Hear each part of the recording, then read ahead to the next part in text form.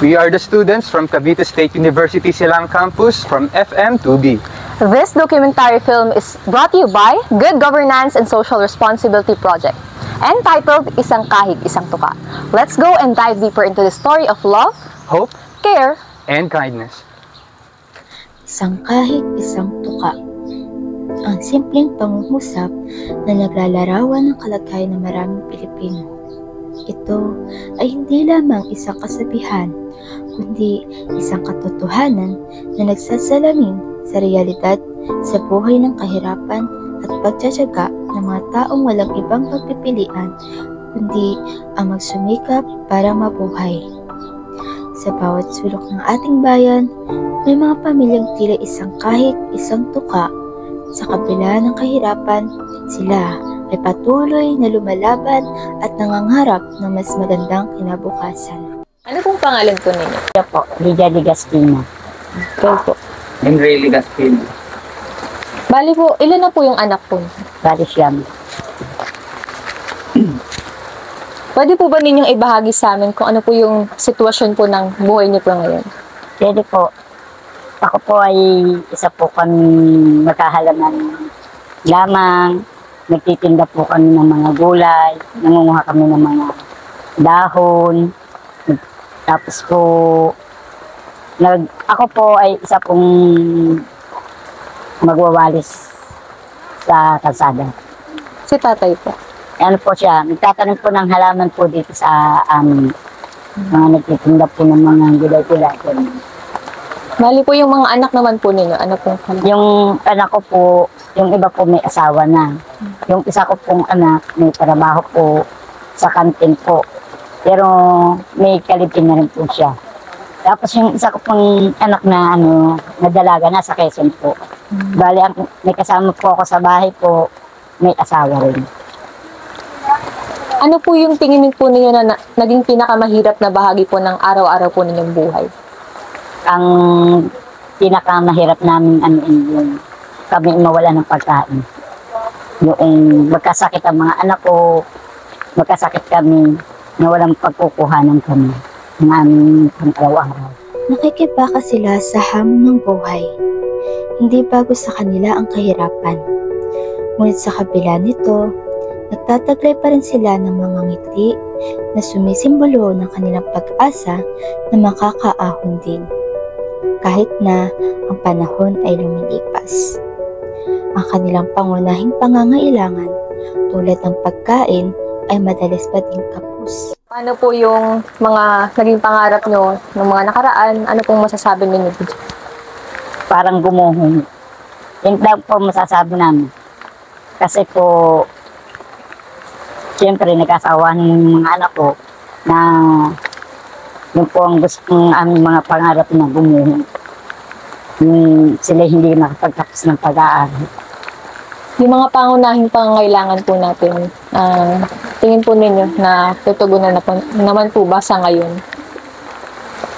Oo, tumutulong naman ho sila, kaya lang hindi sapat. Sa kabila po ng mga pagsubok na nararanasan po ninyo, ano yung mga bagay po na nakapagpapasaya po sa inyo?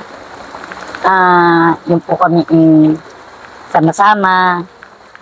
Kauna-unahan po, siyempre, especially po yung kami po may makakain sa pang-araw-araw po. Yun po talaga. At saka po siguro po yung kami po yung magsasama-samang po kay God. Paano po sa tuwing ganito? Halimbawa po, umuulan, okay naman po ba yung kalagayan po ng bahay ninyo? Hindi rin, kasi lalo na po pag yung alam namin may unas na darating. Nangangamba kami, siyempre, malapit lang ang ilog. Nawawala ang aming mga pananim, bumabaha dito. Yun ang hindi namin kayang lalo na pag nawala ang aming halaman, hindi namin narasakin po. Paano po ninyo naisipan na dito po kayo manirahan? Naisipan ko po, gawa po siya po. Gawa ng taga dito po siya, tapos nagkaroon po siya ng trabaho po dito na yung nga po paghahalaman. Naanuhan ko po na medyo, syempre, Kung sa iba po kami pupunta, wala ho akong alam na pagkakakitaan. At andito rin po ang trabaho ko po. Ano po yung mga bagay na hindi po ninyo malilimutan, mga karanasan na pwede niyo pong ibahagi, yung mga naging paghihirap niyo po sa buhay? Ay, sa totoo lang po, nung kami po nasa kabilang ilog, hindi ko po talaga malilimutan po ay nung muntik ng malunod ang mga na napasok po sila ay muntik na malunod ang ilog. Kaya po kami, bali, nung pong time na iyon po, na naisipan ko po na hindi habang buhay kami magtatagal doon. Gusto ko lumipat din na yung hindi natatawid ang mga anak ko. Sa totoo lang po, siguro po, at saka po ito yung mga magkasakit po yung mga anak ko na tatawid pa po kami ng ilog bago sila dalhin po ng ospital na nag-aagaw buhay po. Yan ang hindi ko talaga malilimutan hanggang ngayon po. Sa pang-araw-araw naman po, nagkakaroon naman po ba ng baon, pang-aral? Minsan, wala din. Siyempre, gipit. Minsan, oo. Alam na din naman nila yun. Pag talagang wala kami, sila na ang mag-aano ng kanilang pambaon.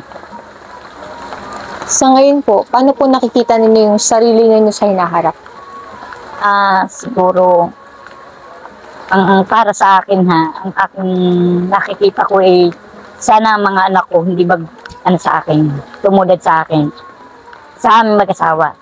Sana sila ay iyang maging kung anong nakikita nila sa amin, huwag na nilang gayahin.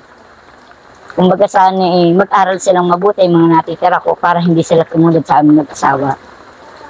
Meron po ba kayong mensahe para po sa mga taong nasa ganitong kalagayan? Masasabi ko lamang sa mga taong mga katulad namin na naghihirap din, tuloy-tuloy lang ating buhay. Hanggat kaya natin, gawa natin ang paraan. Lalo na yung mga magulang na para sila ay sumusuko na maano sila. Huwag niyo sukuan ang buhay natin. Habang tayo nabubuhay, ay pag-asa tayo. Lalo na sa may mga anak na matitigas ang ulo. So, huwag natin susukuan sila. Ating ipaglaban ng kanilang mga gusto nila sa buhay nila. Lalo na yung kung baga ang buhay nila ay aayaw na nila sa mundo. Atin sila gabayan para hindi sila ang maano sa kanilang buhay, yung maligaw na landas. Tulungan natin ang bawat isa sa atin, ang ating pamumuhay na ganito ang kalagayan. Nahirap lang tayo, pero andiyan pati naman si God na lagi nang susuporta sa atin, para sa ating lahat. Yun na lang po. Meron po kaming inihandang munting regalo, tulong po para sa inyo. Sige. Ayan po. Sige.